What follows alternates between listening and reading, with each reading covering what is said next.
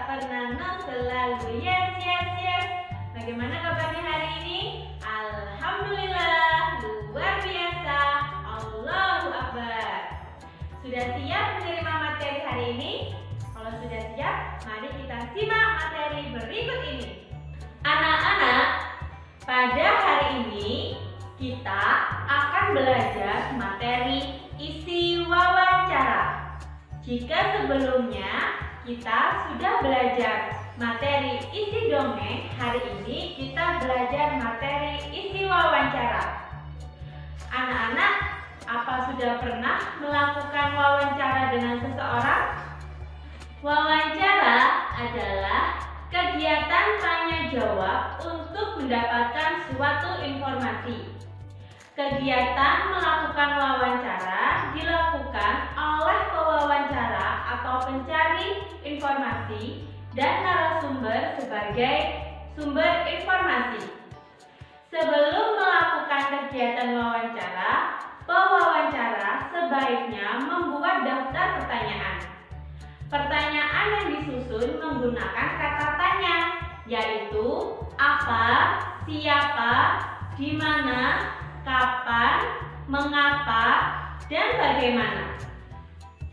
Selain menyiapkan daftar pertanyaan, pewawancara juga perlu menyiapkan beberapa hal, antara lain membuat jadwal atau janji dengan narasumber, menentukan waktu dan tempat untuk melakukan wawancara, membuat garis besar hal-hal yang akan ditanyakan pada narasumber, dan melakukan pencatatan melalui catatan atau perekam dengan baik.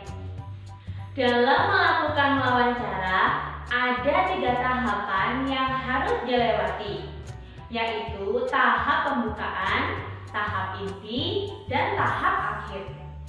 Pada tahap pembukaan, yaitu yang pertama, pewawancara harus memperkenalkan diri dengan menyebutkan asal sekolah. Yang kedua, pewawancara mengemukakan maksud dan tujuan untuk wawancara. Pada tahap inti, yaitu pewawancara mengajukan pertanyaan yang sesuai yang telah dirancang. Pertanyaan ini diajukan secara jelas, teratur, dan sopan.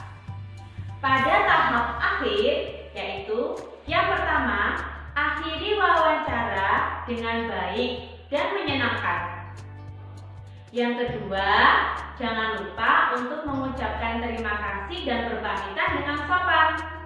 Yang ketiga, ketika berwawancara, jangan lupa untuk menuliskan biodata narasumber. Setelah kita melakukan wawancara, sebaiknya kita menyampaikan hasil wawancara. Berikut adalah langkah-langkah dalam menyampaikan hasil wawancara. Yang pertama, menuliskan hal-hal penting yang disampaikan narasumber ke dalam kalimat yang jelas dan mudah dipahami. Yang kedua, mengurutkan kalimat-kalimat hingga menunjukkan urutan gagasan narasumber. Yang ketiga, menyimpulkan gagasan narasumber. Anak-anak, sekarang Bu Leli akan memperagakan atau melakukan sosiodrama atau bermain peran dalam melakukan wawancara.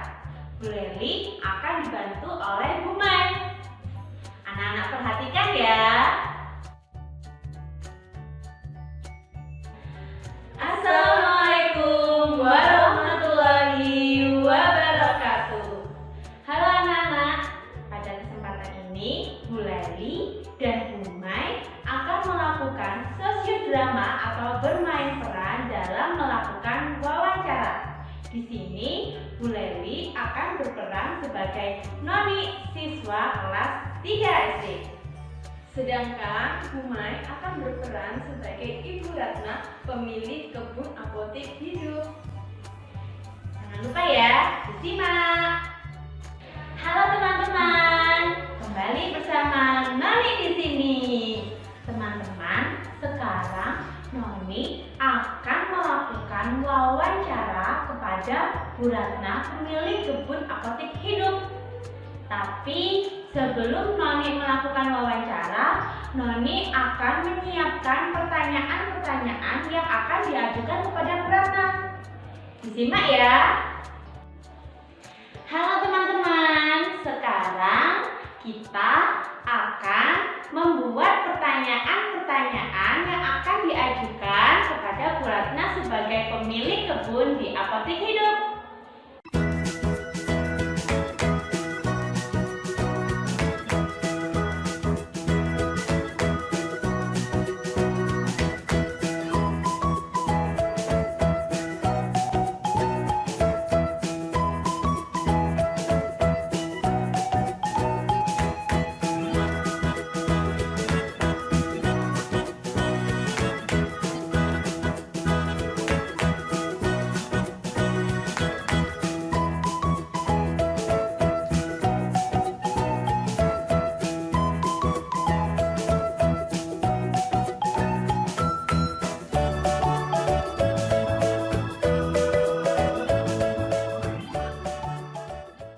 Teman-teman, sekarang Noni sudah selesai membuat pertanyaan yang akan diajukan kepada Bu Ratna.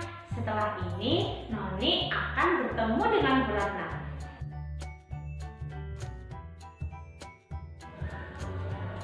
Assalamualaikum Bu Ratna. Waalaikumsalam. Bu Ratna, perkenalkan, saya Noni, kelas 3 dari SD Muhammadiyah 4 Kota Malang.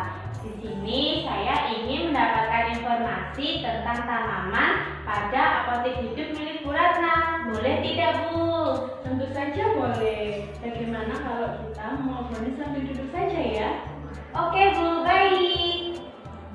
Ya, Nak Noni, apa yang mau ditanyakan tentang Apotik Hidup? Baik, Bu Ratna, saya akan memulai mengajukan pertanyaan ya. Mohon maaf sebelumnya, saya mau merekam boleh? Tentu saja boleh. Bentar ya, Bu Ratna. Baik, untuk pertanyaan yang pertama, apakah yang dimaksud dengan Apotik Hidup itu?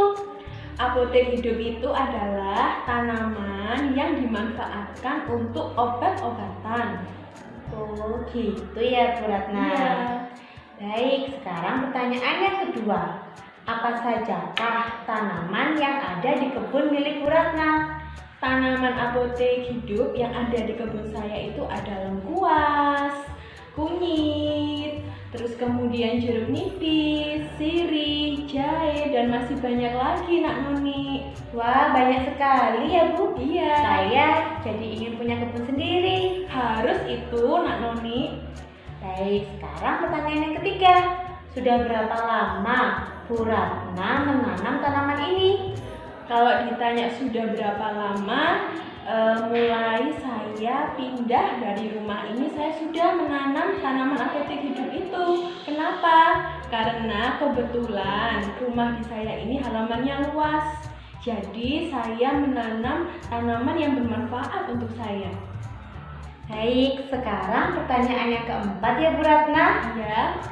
Pertanyaannya, bagaimana cara Ibu merawat tanaman di Apotik Hidup ini? Iya, kalau saya cara merawat tanaman Apotik Hidup itu pertama, ada tanaman-tanaman yang sangat perlu airnya sedikit. Kemudian ada juga yang memerlukan air sangat banyak. Terus yang ketiga itu setiap hari kita harus beri pupuk. Misalkan ya, kalau tanamannya itu adalah jahe, nah itu saya cukup 2 hari sekali menyiramnya karena dia perlu airnya sangat sedikit. Begitu, Nak Noni. Oh iya. Sekarang pertanyaan yang kelima ya, Bu Ratna. Iya, silakan. Dapatkah Ibu memberikan contoh kepada Noni tentang kegunaan tanaman Apotik Hidup dalam pengobatan penyakit? Oh, tentu saja bisa. Misalkan di Apotik Hidup itu kan tadi tanaman yang bermanfaat untuk obat-obatan. Misalkan temulawak ya. Nah, itu bisa untuk daya tahan tubuh kita. Misalkan kalau kita kecapean, nah itu kita bisa menggunakan temulawak. Caranya temulawak itu kita kupas. Kemudian kita potong kecil-kecil, kemudian direbus. Nah, setelah direbus kita saring, airnya kita minum. Itu dengan air yang hangat, Nak Noni. Itu sangat sehat sekali untuk tubuh kita. Wah, Noni akan mencobanya di rumah ya Bu Ratna? Iya, harus. Terima kasih ya Bu Ratna atas penjelasan Bu Ratna tentang tanaman apotek hidup ini. Pengetahuan Noni jadi bertambah deh. Iya, sama-sama Nak Noni. Semoga ilmunya bermanfaat ya. Amin. Terima kasih ya Bu Ratna. Wassalamualaikum warahmatullahi wabarakatuh. Waalaikumsalam warahmatullahi wabarakatuh. Halo teman-teman, Noni sudah selesai melakukan wawancara dengan Bu Ratna. Sekarang Noni akan membuat kesimpulan dari pertanyaan-pertanyaan yang sudah Noni ajukan kepada Bu Ratna.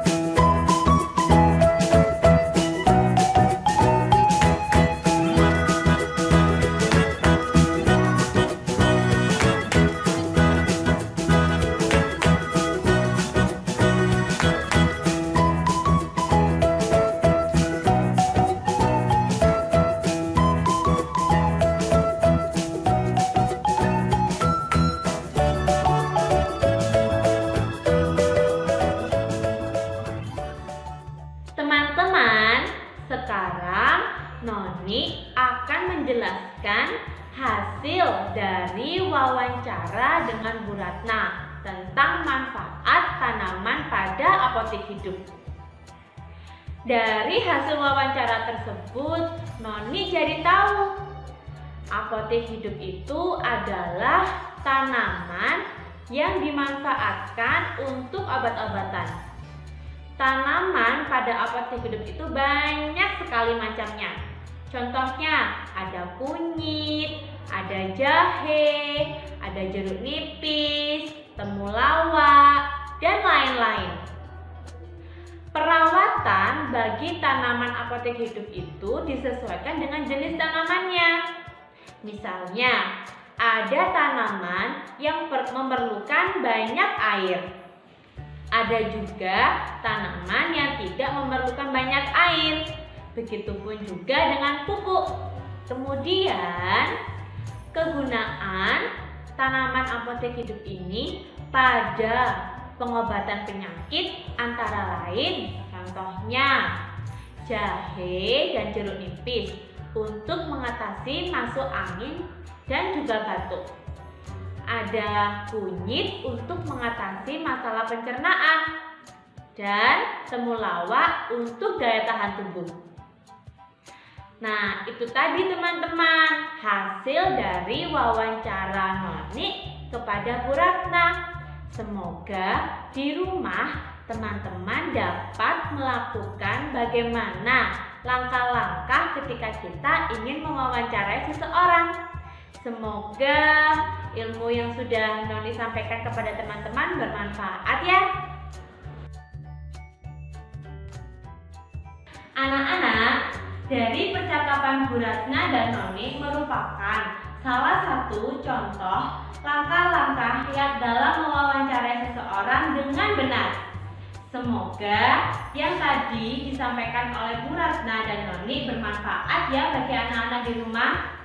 Anak-anak, semoga pada materi hari ini tentang isi wawancara dapat bermanfaat bagi anak-anak. Anak-anak dapat mengetahui bagaimana langkah-langkah yang tepat dan benar dalam mewawancarai seseorang. Juga anak-anak dapat mengetahui bagaimana ketika kita bermain peran atau melakukan sosiodrama dengan baik. Boleh diakhiri. Wassalamualaikum warahmatullahi wabarakatuh. Sampai jumpa di pembelajaran selanjutnya.